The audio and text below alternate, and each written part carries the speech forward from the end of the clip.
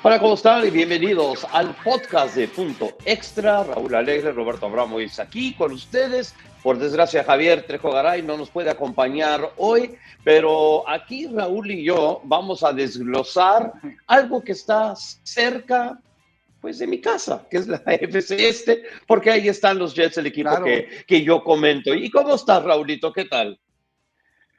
muy bien, extrañando a Javier, hay que hacer una colecta porque no le da el internet, no lo fuera de broma, espero que Javier nos pueda acompañar más adelante en el programa de Punto X, está tratando de resolver problemas técnicos que digo, los hemos tenido todos, ¿no? Ahora, en este mundo que empezamos a vivir principalmente a partir de la pandemia, pues todos dependemos de la tecnología que es Hola, hola. fabulosa cuando funciona, pero hay veces Nos en que ve. nos queda mal, ¿no? Creo que por ahí escucho la voz de Javier, o sea, no sé si sea esa la situación o no, pero pues bueno, yo estoy listo para hablar de esta AFC que creo que va a estar súper interesante la temporada 2023. Bueno, de repente Javier sí se termina agregando aquí, está intentando por todos los lares, la ardilla le está dando pero vueltas a la rueda todo lo que da y a ver si con eso puede hacer arrancar bien su internet, la tecnología moderna. Vamos a hablar de la AFC y es una división que podría estar realmente en cambio, porque vimos el año pasado como dos equipos cayeron, uno sustancialmente, el otro no tanto, pero lo suficiente como para no ganar un Super Bowl, que todo el mundo creía que era uno de los grandes favoritos, que son los Buffalo Bills. Los New England Patriots cayeron sustancialmente, especialmente porque la ofensiva no daba. Hicieron un proyecto especial dándole chance a Matt Patricia a tomar control de la ofensiva. Eso no funcionó. Los Miami Dolphins llegaron a la postemporada, aunque su mariscal de campo, Tua Tagovailoa, se perdió 4 partidos. Y luego con todo eso tenemos a los Jets que estaban todo viento en popa, parecía que iban a poder llegar a la postemporada sin ningún tipo de problema y luego sufrieron todo tipo de lesiones y terminaron la campaña muy mal. Su mejor campaña en mucho tiempo, pero terminaron muy mal. Entonces, Raúl, la pregunta es, ¿cómo ves tú la temporada para la AFC el año que viene? Obviamente todavía falta el draft y quizás algunos agentes libres que se puedan firmar. Bueno, es importante lo que acabas de decir. Este programa se está grabando en abril, un par de semanas antes del draft. El draft va a cambiar muchas cosas y todavía hay muchos agentes libres que son los que hablábamos hace unos programas, ¿no? Agentes libres de tianguis, aquellos que te los encuentras en barata y que firman normalmente un contrato por un año y son los que en realidad muchas veces funcionan mejor porque están motivados, se sienten despreciados y llegan con la actitud de que quieren probar algo. Pero es importante lo que acabas de decir, porque esta ha sido una división que ha sido dominada por un equipo que fueron los Patriotas. Recuerdas que en 2008 se les lesionó Tom Brady, ese año ganó el equipo de Miami el título de la división, pero a partir de entonces fue un dominio completo de los Patriotas de Nueva Inglaterra hasta la temporada 2020, 21 y 22, cuando el equipo de Buffalo empezó a tomar, como se dice, cartas en el asunto. Fue un equipo que con la transformación de Josh Allen se convirtió en contendiente, llegó al campeonato de la conferencia, luego después perdió en años consecutivos en ronda divisional. Y aquí la pregunta es si Buffalo se mantiene como el equipo a vencer dentro de la división, porque ha habido cambios. El equipo mostró debilidades hacia el final de la temporada, particularmente del lado ofensivo, una ofensiva cuya línea jugó de una manera bastante deficiente, no podían establecer el ataque terrestre, vimos un cambio de coordinador ofensivo. En este caso, bueno, vimos a Ken Dorsey, que en mi opinión no llenó como se dice, los zapatos de Brian Daboll, y pues también vimos recientemente, al final en esos partidos de pretemporada, cierta fricción, se puede decir así, entre Josh Allen y Stephon Diggs. Stephon Diggs siendo el receptor número uno, sin lugar a dudas. Y pues yo veo un equipo de Miami que defensivamente podría recuperar el nivel que tuvo. Hay que recordar que Leslie Frazier está tomando un año sabático. Sean McDermott dice que él va a mandar las jugadas de la defensiva. Yo creo que la defensiva, porque pudieron retener a Jordan Poyes, aunque perdieron a Tremaine Edmonds, va a seguir siendo una defensiva altamente competitiva. Pero mi pregunta es a ti, Roberto, ¿cómo ves la ofensiva? ¿Crees que Josh Allen, que revirtió, fue el segundo quarterback que lanzó más intercepciones la temporada pasada después de Dak Prescott? Lanzó 13, de Prescott lanzó a 14. ¿Tú crees que puedan ellos corregir esa situación o de plano hay otros equipos dentro de la división y habrá que ver cuáles les están ya ganando terreno? Bueno, hay dos cosas para mí. Digo, primero, la pérdida de Brian Dable no se puede minimizar. Digo, realmente tuvo un efecto Sí. fantástico de cómo esa ofensiva funcionaba y lo vimos con la gran manera en que los Giants mejoraron muchísimo una vez que él llega ahí. La otra es lo siguiente. Se lesionó Josh Allen en Nueva York en lo que fue Uh-huh. el penúltimo pase que hizo en esa derrota contra los Jets. Sí, Él ¿verdad? se lesionó, le pegaron en el codo, una lesión similar, pero no tan fuerte como la que sufrió el mariscal de campo de los 49ers en la postemporada, en donde Purdy. realmente el Uh-huh. brazo se le fue a Purdy, Brock Purdy, que se le hizo para atrás el brazo y era de una manera muy, muy rara y terminó afectando el codo, ligamentos, etcétera, etcétera. Y Sí. aunque nunca dejó de jugar, se vio bastante afectado, tiene que haberle afectado. Yo creo que ya con un año, una fuera de temporada de descanso, creo que Josh Allen va a regresar y va a estar sano, y si él está sano, muchas cosas van a mejorar. Creo que eso tuvo mucho que ver, la pérdida de Brian Dable también.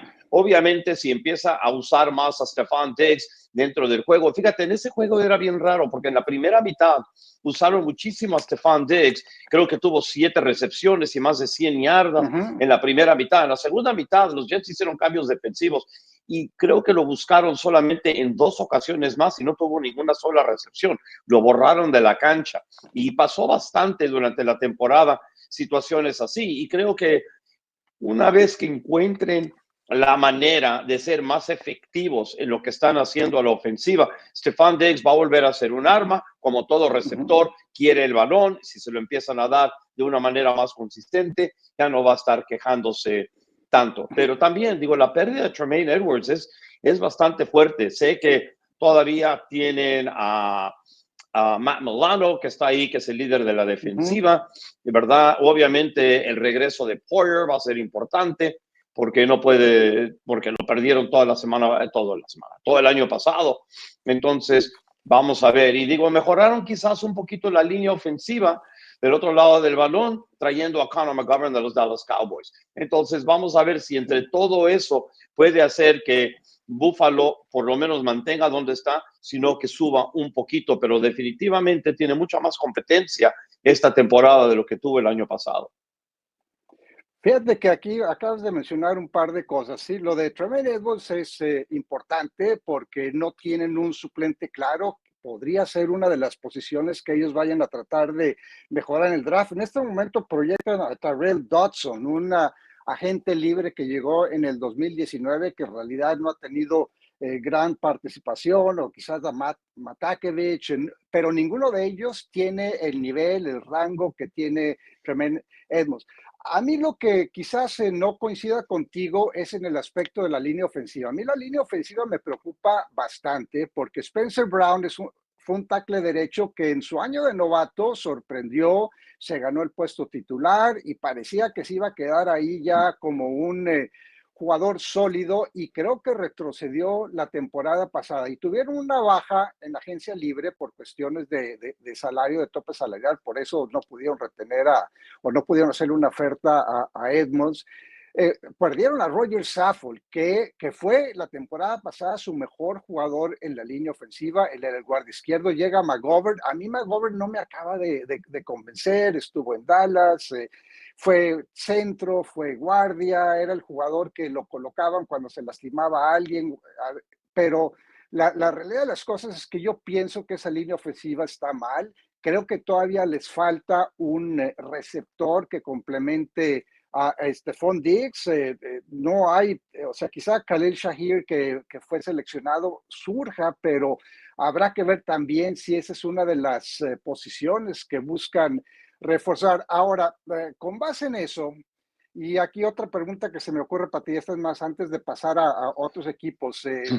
Estoy 100% de acuerdo con lo que dices de Josh Allen, se lastima, creo que fue el cuarto partido de la temporada regular, pero ¿no creerías tú que Ken Dorsey, con un Josh Allen que tenía el codo lastimado, debería haber usado más su ataque terrestre? Tenía a Devin Singletary que ya no está, o ahora salió en agencia libre, es miembro del equipo de Houston, acaban de contratar a Damian Harris. ¿Qué tan importante va a ser, uno, que enfaticen más el ataque terrestre? Y dos, habiendo escuchado los comentarios de McDermott sobre Josh Allen, que dijo que ese estilo de juego de su quarterback no auguraba un futuro largo en la NFL. ¿Crees tú que Ken Dorsey haga cambios, que se ajuste, que use a Josh Allen solamente cuando él esté extendiendo jugadas y no tanto en acarreos por diseño, porque usó muchos acarreos por diseño la temporada pasada? Sí, sí lo usó, pero digo, hay que recordar que la lesión que él sufre es en un pase normal, ¿verdad? Entonces, no lo Sí. sufrió por estar corriendo. Digo, siempre hay un riesgo en eso, lo hemos No, hablado pero en varios programas de que los mariscales por de eso campo. mismo, no, eso no tengo problema. Lo que yo voy es que se lesionó en una jugada que pues le faltó la protección por el lado de Spencer Brown que acabo de mencionar. Pero una vez estando lesionado, ¿por qué no enfatizaron más el ataque terrestre? Ese es el punto que yo quiero desarrollar. O sea, no tanto que Josh Allen, o sea, aún así lo siguieron usando, en mi opinión, excesivamente y lo están Ujú. exponiendo. Yo escuché un dato muy interesante que en los años que lleva en la NFL ha sido golpeado 960 veces. Es muchísimo Wow. eso. Por más fuerte que Sí. sea él, es muchísimo, es muchísimo. Entonces, yo no estoy seguro y mi pregunta es, ¿por qué no enfatizar más el ataque terrestre? Ahora, como mencionaba, tienen a James Cook, van a tener a Damian Harris, que es como un martillo, tienen a Naheem Hines, Sí. que llegó en canje, ¿no? Entonces, pues bueno, no sé qué pienses respecto a la filosofía ofensiva de Ken Dorsey, pero a mí me decepcionó bastante Ken Dorsey, que fue lo que mencionaste al principio de este podcast. Sí, fíjate, estoy de acuerdo contigo. Digo, para mí las mejores ofensivas de la NFL no son las que pueden brillar solamente por su juego aéreo, tienen que tener equilibrio, porque si tienes ese Claro. equilibrio, ese te abre más el juego aéreo. Son cosas que se tienen que llevar de la mano. Por más talento que tengas en alas abiertas, Uh-huh. protección y mariscal de campo, no puedes solamente depender de eso. Tienes que tener buen equilibrio. Y si lo tienen, creo que eso va a hacer que sea no solo una ofensiva más consistente, sino también a la ofensiva estar más en el terreno de juego, descansas a la defensiva, Uh-huh. eso ayuda a la defensiva. Todas estas cositas tienen una que ver con la otra en la NFL. No son 100% aisladas. El juego defensivo Uh-huh. no es solo por su parte, depende mucho también del juego ofensivo y cuánto tiempo también tiene el balón. Entonces, hay tantas Uh-huh. cosas que dependen una de otra y los equipos que tienen el mayor equilibrio en ese sentido, creo que tienen la mayor chance de ganar. Ahora, te voy a hacer esta pregunta, sobre todo porque tú sigues de cerca esta división, en particular a los Jets. O sea, los Jets, cuando se vinieron abajo, creo que llegaron a estar siete ganados, tres perdidos y en control de la división, porque le ganaron ese primer partido en el que se lesiona Josh Allen, le ganaron al equipo de Buffalo y obviamente estaba entre ellos y también el equipo de Miami. Y mientras estaba sano Breece Hall, que creo que se lesionó, y corrígeme si estoy equivocado, en el partido contra Green Bay, ¿no? Creo que fue en el juego contra Green Bay cuando se Sí, lesiona creo que Breece fue Hall. en El ese, sí. equipo se desmorona. O sea, no fue tanto el hecho de que Zach Wilson, pues, retrocedió a leguas, pero el hecho de que sin un ataque terrestre, porque Breece Hall para mí iba que volaba para ser el novato ofensivo del año, que al final de cuentas le correspondió a Garrett Wilson, pero con Breece Hall en la alineación, el equipo de los Jets y con Carter también alternando acarreos, pero principalmente con Hall, ellos eran un equipo que estaba controlando los partidos, que le quitaba la presión a Zach Wilson. Zach Wilson no tenía que echarse el peso del equipo a los hombros. ¿Tú cuál de estos dos equipos, Miami, que pues bueno, se han reforzado, llega Vic Fangio, para mí la defensiva de Miami va a ser un cambio radical, hicieron el canje por Jalen Ramsey, aunque pierden a Byron Jones, que digo que ya, o sea, para mí salen ganando con ese cambio de jugadores, ¿no? Porque Byron Jones desafortunadamente sufrió una lesión y no sabemos si pueda recuperar el nivel que llegó a tener, ¿no? Pero Jalen Ramsey llega para hacer una gran mancuerna con Xavier Howard.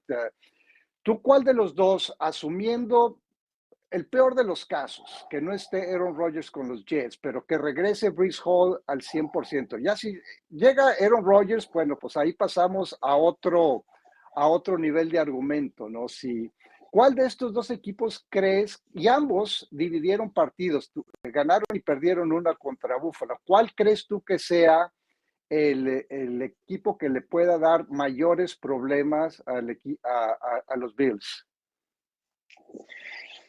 Seguimos pensando que en la NFL los mariscales de campo, los equipos que tienen el mejor mariscal de campo, son el equipo que tiene más chance de ganar. ¿Ok?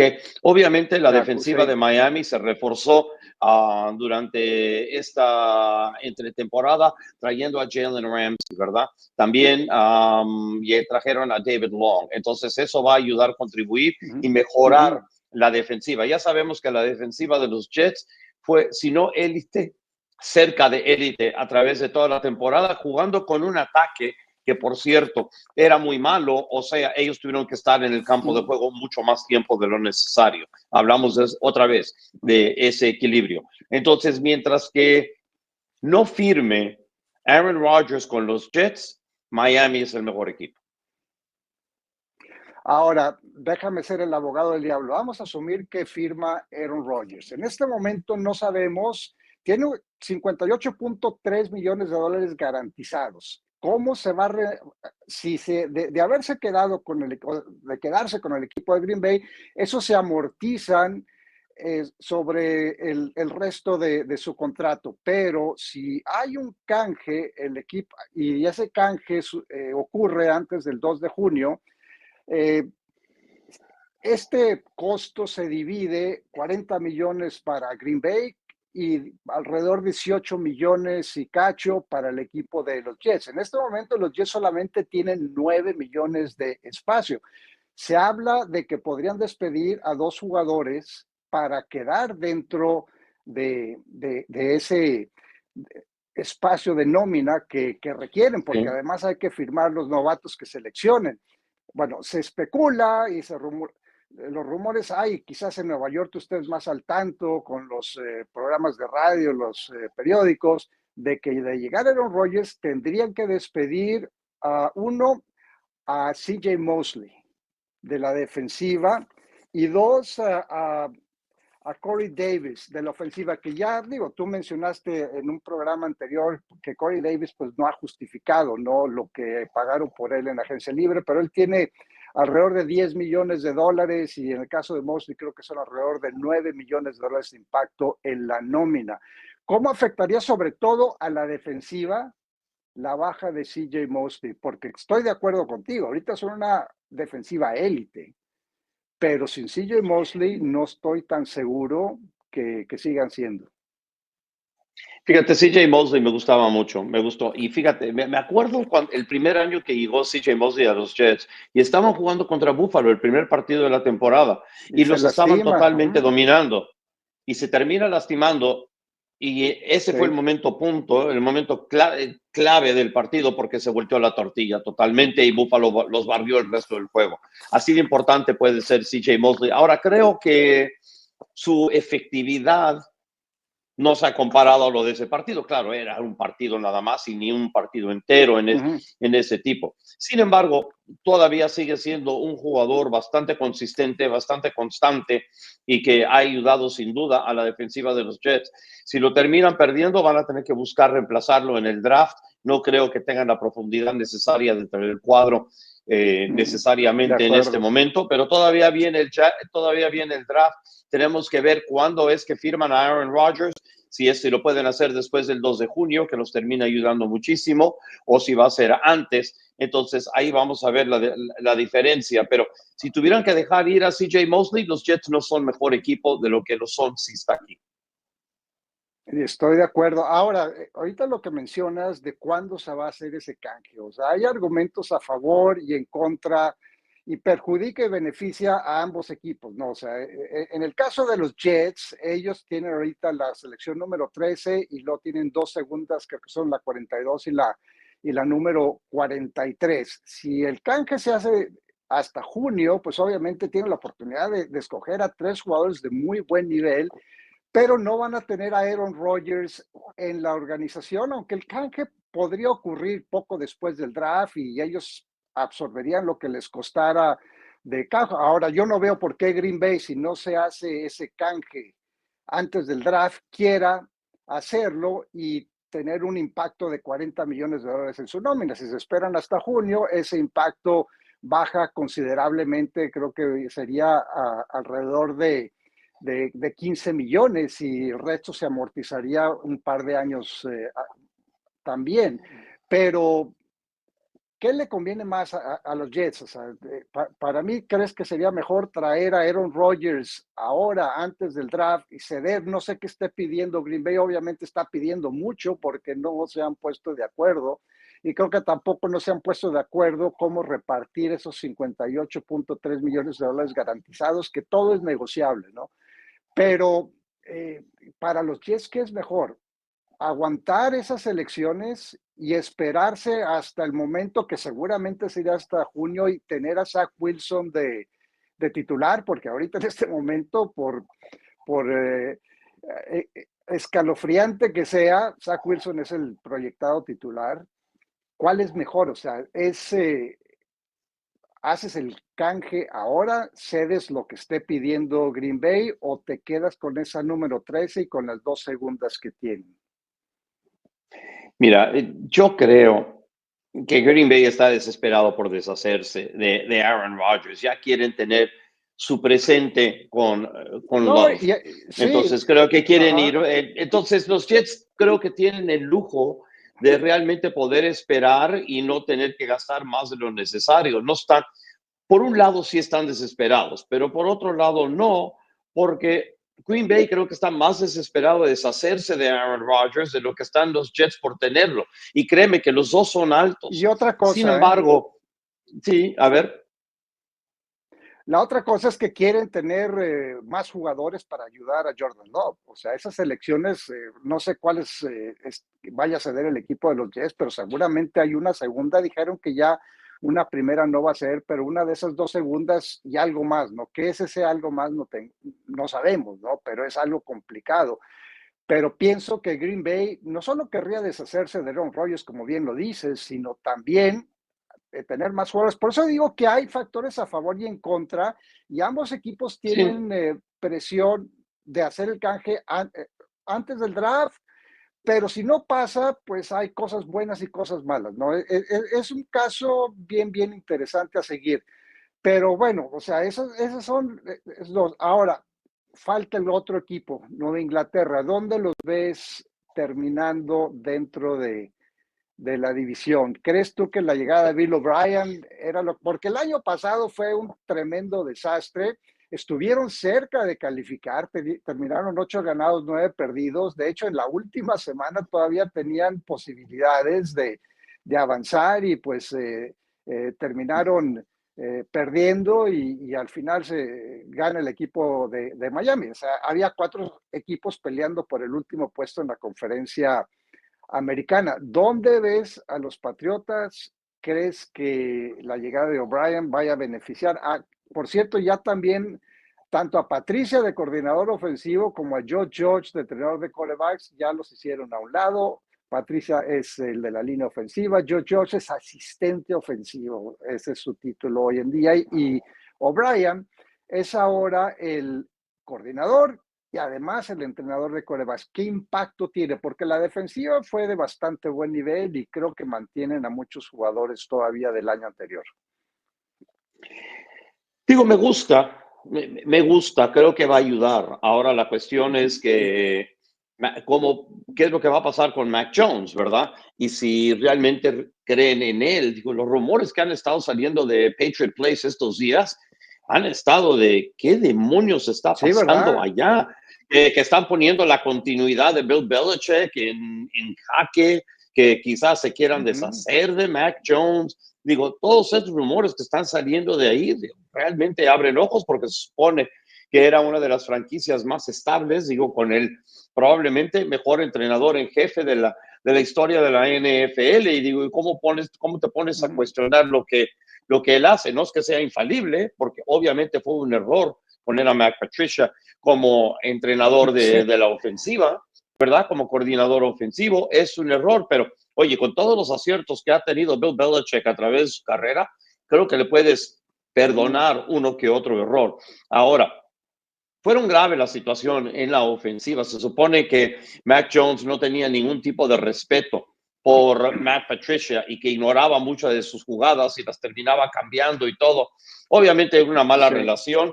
Eso no va a suceder con O'Brien. Digo, sabemos que O'Brien tiene una personalidad, pero muy, muy fuerte. Eso lo llegamos a ver Sí. cuando estaba él en Texas. Entonces va a ser muy interesante ver qué es lo que él piensa de Mac Jones y si qué es lo que puede hacer, perdón, para ayudarlo a mejorar. Ahora, hay un cambio muy importante en el ataque de los Patriots, ¿verdad?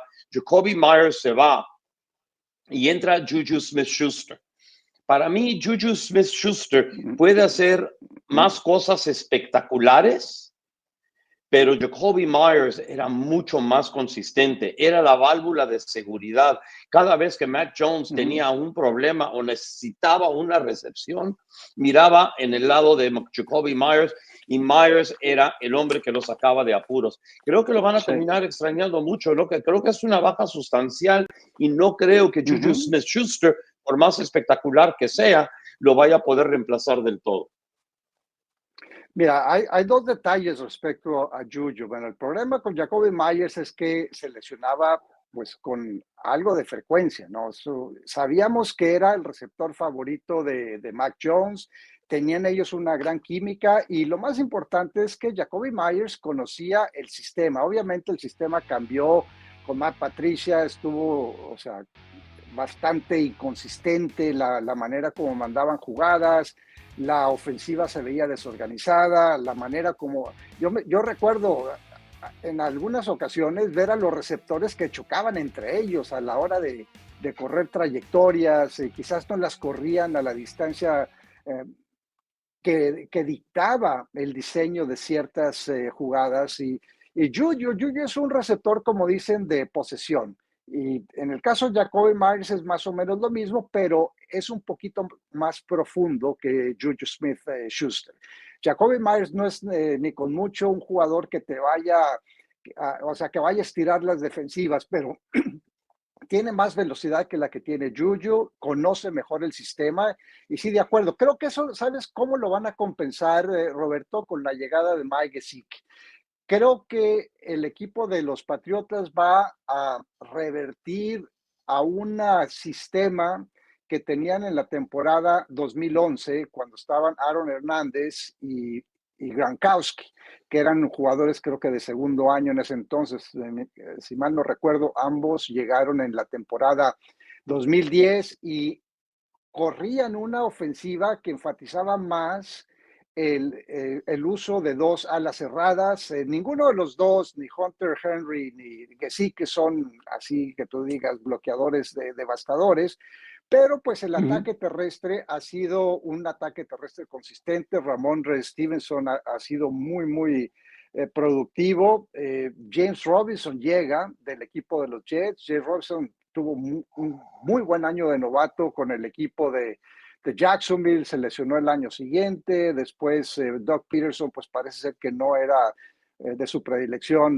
James Robinson lo cambian a los Jets y nunca juega. De hecho, Van Knight, Son of Van Knight, fue el que terminó siendo el segundo corredor Ujú. una vez que se lesionó Breece Hall. Pero a mí me parece que van a compensar la baja de Jacoby Myers con Gesicki y con Juju. Ahora, ¿crees mejora la ofensiva, se queda igual o retrocede?